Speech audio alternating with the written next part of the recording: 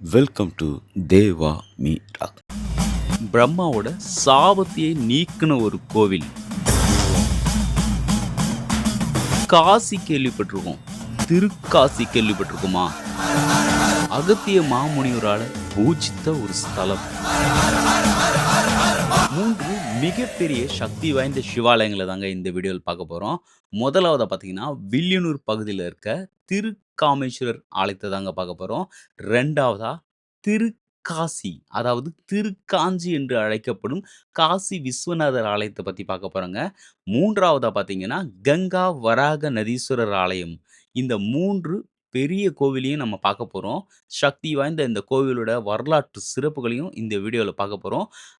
முறையாக இப்போ தான் நீங்கள் நம்ம சேனலை பார்க்குறீங்கன்னா சப்ஸ்கிரைப் பண்ணுங்கள், சப்போர்ட் பண்ணுங்கள். வாங்க வீடியோக்குள்ளே இருக்கலாம்.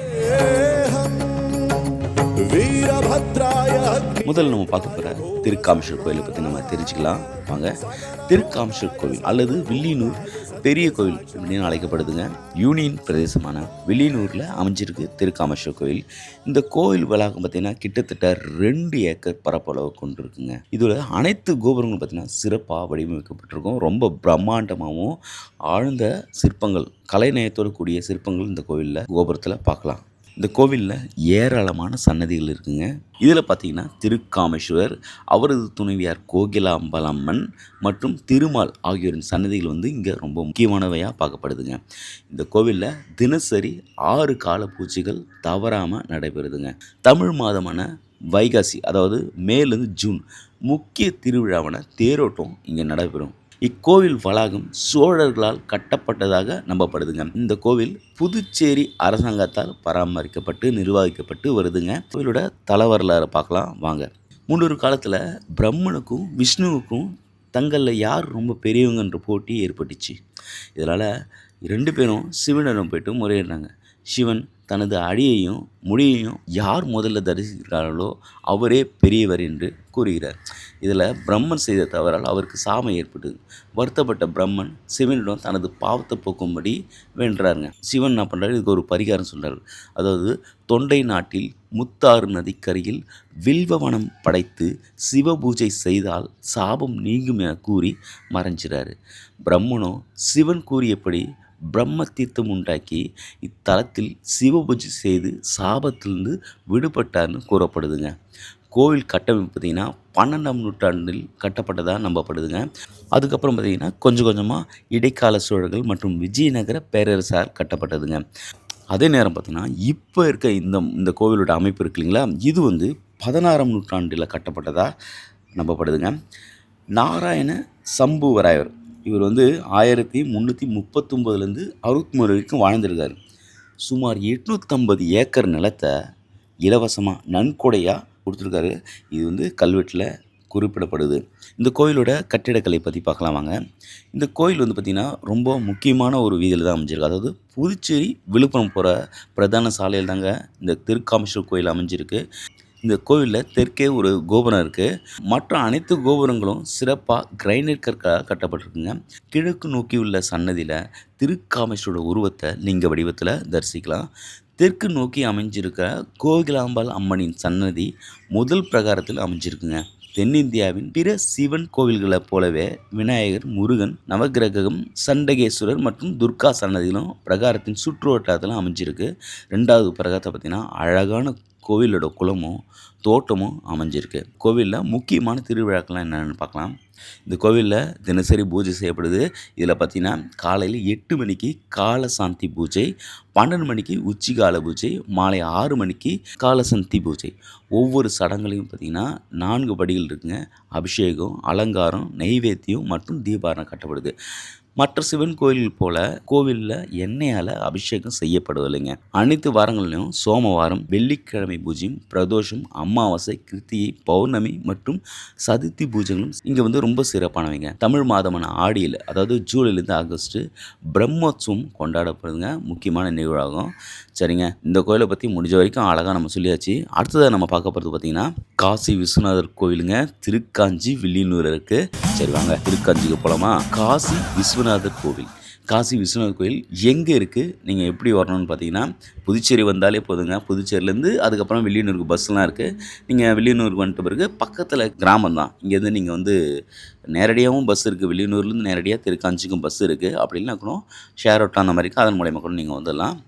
இந்த திருக்காஞ்சி இங்கே இருக்க தெய்வம் பார்த்திங்கன்னா காசி விஸ்வநாதர் என்றும், தாயார் பார்த்திங்கன்னா விசாலாட்சி என்றும் அழைக்கப்படுகிறார்கள். இந்த கோவில் வராக நதியின் வடக்கு கரையில் அமைஞ்சிருக்குங்க. இந்த கோவில் புராணங்களை பற்றி பார்க்கலாம். இந்த இடம் காசிக்கு சமமாக கருதப்படுது. எனவே இது வந்து திருக்காசி என்று அழைக்கப்படுதுங்க. பின்னாடி வந்து இது அப்படியே சொல்லி திரிஞ்சு போய் திருக்காஞ்சியாக மாறியிருக்கு. இந்த கோவிலோட சிறப்பு என்னன்னு பார்த்தீங்கன்னா, இந்த கோவிலில் சிவனை வந்து சூரியனும் பிரம்மாவும் வழிபட்டதாக நம்பப்படுதுங்க. இந்த கோவில் கிழக்கு நோக்கி 3 நிலை ராஜகோபுரம் இருக்குது. மூலவர் காசி விஸ்வநாதர் என்றும், தாயார் விசாலாட்சி என்றும் அழைக்கப்படுகிறாங்க. நந்தி மற்றும் துவஜஸ்தம்பம் கருவறையை நோக்கி அமைஞ்சிருக்குங்க. கல்யாண மண்டபத்தில் ஆத்மலிங்கம் அமைஞ்சிருக்கு. கோயில் வளாகத்தில் அன்னபூரணிக்கு தனியாக ஒரு சன்னதியும் இருக்குங்க. தரமட்டத்திலேருந்து சற்று கீழே தண்ணியில் மூழ்கிய ஒரு சிவலிங்கம் கோயிலாக காணப்படுதுங்க. இங்கே கோவில் திறக்கிற நேரம் பார்த்தீங்கன்னா காலை 6 மணிலேருந்து 11 மணி வரைக்கும், மாலை 5 மணிலேருந்து 7 மணி வரைக்கும் திறந்திருக்கும். பூஜை நேரங்கள் பார்த்திங்கன்னா காலைல 8 மணிலேருந்து 10 மணிங்க, மாலையில் 5 மணிலேருந்து 7 மணி வரைக்கும் சிவனை வந்து தரிசிக்கிற சரியான ஒரு நேரமாக இருக்கும். இங்கே என்னென்ன திருவிழாக்கள் பார்த்திங்கன்னா சங்கடஹர சதுர்த்தி, பிரதோஷம், அமாவாசை, பௌர்ணமி மற்றும் சிவ சம்பந்தமான அனைத்து விழாக்களும் இங்கு வெகு விமரிசையாக கொண்டாடப்படுதுங்க. இங்கே மாசி மகம் ரொம்ப சிறப்பாக கொண்டாடப்படும். இந்த கோயிலில் எப்படி வரும்னு பார்த்தீங்கன்னா, வில்லியனூர்லேருந்து நீங்கள் உருவையார் வந்துட்டிங்கன்னா, உருவையார்லேருந்து ஒரு 2.5 கிலோமீட்டர் இருக்குங்க இந்த பேருந்து. புதுச்சேரியிலேருந்து பார்த்தீங்கன்னா ஒரு 10 கிலோமீட்டர் தொலைவில் இந்த கோயில் அமைஞ்சிருக்கு.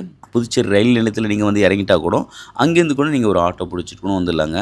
விழுப்புரத்துலேருந்து பார்த்தீங்கன்னா 33 கிலோமீட்டர் தொலைவில் இந்த கோவில் அமைஞ்சிருக்குங்க. நீங்கள் ஒருவேளை சென்னையில் இருக்கீங்க, சென்னையிலேருந்து பார்த்தீங்கன்னா சென்னை விமான நிலையத்திலேருந்து இல்லை சென்னையிலேருந்து பார்த்தீங்கன்னா 155 கிலோமீட்டர் தொலைவிலும் புதுச்சேரி விழுப்புரம் சாலையில் தாங்க இந்த கோயில் அமைஞ்சிருக்கு. நீங்கள் 2 பக்கம் இருந்து இந்த கோயிலுக்கு பஸ் வசதி இருக்குது. அதாவது ஒருவேளை நீங்கள் விழுப்புரத்துலேருந்து வரந்தாலும் சரி, புதுச்சேரியிலேருந்து வரத்தாலும் சரி, 10 நிமிஷத்துக்கு ஒரு தடவை இங்கே பேருந்து வசதி கிடைக்கும். அடுத்து நம்ம பார்க்க போகிற 3வது கோவில் தாங்க காசிக்கு நிகரான திருக்காஞ்சி அருள்மிகு கங்கை வராக நதீஸ்வரர் திருக்கோயில் தாங்க பார்க்க போகிறோம்.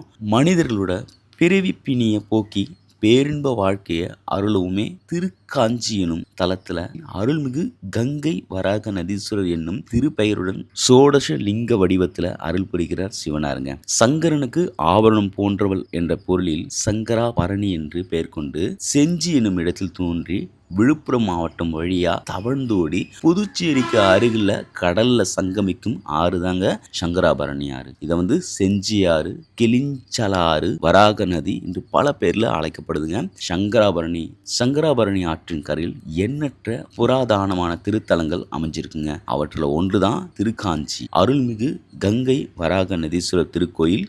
மனிதர்களின் அஞ்ஞானத்தை அகற்றி ஞான ஒளியை பெருக்கவும் பிறவிப்பிணியை போக்கி பேரின்ப வாழ்வை அருளுமே திருக்காஞ்சி எனும் திருத்தலத்தில் அருள்மிகு கங்கை வராக நதீஸ்வரர் எனும் திருப்பெயருடன் சோடச லிங்க வடிவத்தில் அருள் புரிகிறார் சிவனார். வடக்கு நோக்கி உத்தரவாணியாக சங்கராபரணி பாய்வதால் இந்த ஆறு கங்கைக்கு நிகராகவும் தலம் காசிக்கு நிகரான தலமாகவும் போற்றப்படுதுங்க. அதன் காரணமாக சங்கராபரணி என்னும் வராக நதியின் கரையில் கோவில் கொண்டிருப்பதாலும் இந்த திருத்தலத்து இறைவன் அருள்மிகு கங்கை வராக நதீஸ்வரர் என்று அழைக்கப்படுகிறார்.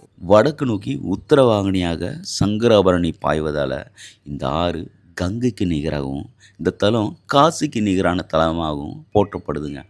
அதன் காரணமாக சங்கராபரணி எனும் வராக நதியின் கரையில் கோவில் கொண்டிருப்பதாலும் இத்திருத்தலத்து இறைவன் அருள்மிகு கங்கை வராக நதீஸ்வரர் என்று அழைக்கப்படுகிறார். இன்னொரு சிறப்பான விஷயம் என்னன்னு பார்த்தீங்கன்னா, இங்க இருக்க இறைவனை அகத்திய மகரிஷியால் பிரதிஷ்டை செய்து வழிபட்டவர் என்பதால இந்த கோயில் அகத்தீஸ்வரம் என்னும் பெயரிலும் அழைக்கப்படுதுங்க. இந்த ஆற்றின் கரையில் குபேரவர்மன், கேசவவர்மன், நாகேந்திரன், கமலன், வியூகமுனி, மங்களன் முதலான நவ சித்தர்களின் ஜீவ சமாதிகள் இருந்ததாகவும் இந்த தலத்தின் ஈசான மூலையில் சித்த புருஷர்களான ஸ்ரீ கங்காதர சுவாமிகளுக்கும் ஸ்ரீ சதாசிவ சுவாமிகளுக்கும் அதிஷ்டானங்கள் இருந்துள்ளதாகவும் வரலாற்றில் குறிப்பிடப்படுதுங்க. ஆலயத்தில் இறைவன் மேற்கு நோக்கி காட்சி தருகிறார். சகல வியாதிகளையும் போக்கும் பரிகார தலமாக திகழ்கிறது இந்த தலம். மேலும் இந்த தலம் காசிக்கு நிகராக போற்றப்படுவதால் பின்னணியில் வேறொரு சம்பவம் சொல்லப்படுதுங்க. வேத விற்பனர் ஒருவர் தன் தந்தைக்கு நீத்தார் கடன் செய்ய அஸ்தியை காசிக்கு கொண்டு போறாருங்க. அவர் திருக்காஞ்சி அடைஞ்ச போது மண்பானையில் இந்த அஸ்தி பூக்களா மாறியதா சொல்லப்படுதுங்க. முற்காலத்தில் பார்த்தீங்கன்னா காசி ராமேஸ்வரன்ட்டு யாத்திரை செல்பவர்கள் திருக்காஞ்சி தலத்துக்கு வந்து வழிபாடுகள் செய்வதை வழக்கமாக கொண்டிருந்தாங்களாங்க. காசியில் ஸ்ரீ விசாலாட்சி, ஸ்ரீ அன்னபூரணி ஆகியோர் அருள்வது போலவே காசிக்கு நிகரான திருக்காஞ்சி தலத்திலும் ஸ்ரீ காமாட்சி, மீனாட்சி ஆகியோர் அருட்காட்சி தருகின்றனர். சுவாமி சன்னதியில் பார்த்தீங்கன்னா வலப்புறம் அன்னை காமாட்சி தெற்கு நோக்கி திருக்காட்சி தர, அன்னை மீனாட்சி தனியாக கிழக்கு நோக்கி திருக்காட்சி தராங்க. மேலும் கோவில் பரிவார மூர்த்தங்களாக விநாயகர், வள்ளி தேவசேன சமேத முருகப்பெருமான், ஸ்ரீ விஷ்ணு துர்க்கை, ஸ்ரீ தட்சிணாமூர்த்தி, ஸ்ரீ பைரவர், ஸ்ரீ லட்சுமி வராக பெருமாள், ஸ்ரீ அகத்தியர், நவகிரகங்கள் அமைஞ்சிருக்காங்க. 12ஆம் நூற்றாண்டில் ஏற்பட்ட வெள்ளப்பெருக்கில் கோவிலோட பெரும்பகுதி சேதமடைஞ்சு நீரில் மூழ்கி விட்டு தான் ஆற்று நீரில் பாதி அளவுக்கு மூழ்கியிருந்த ஈசனுக்கு தினமும் அர்ச்சகர் ஒருவர் நீந்தி சென்று நித்திய பூஜைகளை செஞ்சு வந்திருக்காருங்க. பிற்காலத்தில் சுவாமியின் லிங்க திருமணி மட்டும் இப்பகுதி மக்களால் மீட்கப்பட்டு புதுசாக கோவில் கட்டி பிரதிஷ்டை செஞ்சுருக்காங்க. அதே நேரத்தில் பரிவார மூர்த்தங்களையும் புதிதாக பிரதிஷ்டை செஞ்சுருக்காங்க. இந்த கோவிலோட சிறப்பு வழிபாடுகள் என்னென்னு பார்க்கலாம். இந்த கோவிலில் பௌர்ணமி தோறும் அருள்மிகு கங்கை வராக நதீஸ்வரருக்கு சிறப்பு அபிஷேக ஆராதனைகளும் திருமுறை பாராயணங்களுடன் சுவாமி புறப்பாடும் நடைபெறுங்க. அமாவாசை நாட்களில் காலை வேளையில் இந்த கோயிலுக்கு வந்து முன்னோர்களுக்கு தர்ப்பணம் கொடுத்து சுவாமிக்கு அபிஷேகம் ஆராதனைகள் செய்து வழிபட்டால் பித்ருதோஷம் விலகி சுவாமியின் திருவுருளோட முன்னோர்களின் ஆசையும் கிடைக்கும் என்பது ஐதீகம். நவராத்திரி நாட்களில் அம்பிகை இருவருக்கும் சிறப்பு அபிஷேக அலங்காரங்களும், விஜயதசமி நாட்களில் பார்த்தீங்கன்னா அம்பாள் குதிரை வாகனத்தில் இருந்தருளி பாரி வேட்டைக்கு செல்லும் வைபவம் விமரிசையாக நடைபெறுதுங்க. பாண்டிச்சேரியிலேருந்து விழுப்புரம் போகிற சாலையில் வில்லியனூர் என்ற இடத்துலேருந்து சுமார் 4 கிலோமீட்டர் அமைச்சிருங்க. திருக்காஞ்சி திருத்தலம் வில்லியனூர்லேருந்து ஷேர் ஆட்டோ வசதியெல்லாம் இருக்குது. சரிங்க, இந்த 3 கோவிலில் உங்களுக்கு எந்த கோவில் ரொம்ப பிடிச்சிருன்னு சொல்லுங்கள். அடுத்த வீடியோ இதே வேணும்னா கண்டிப்பாக லைக் பண்ணுங்கள், கமெண்ட் பண்ணுங்கள். நன்றி, வணக்கம்.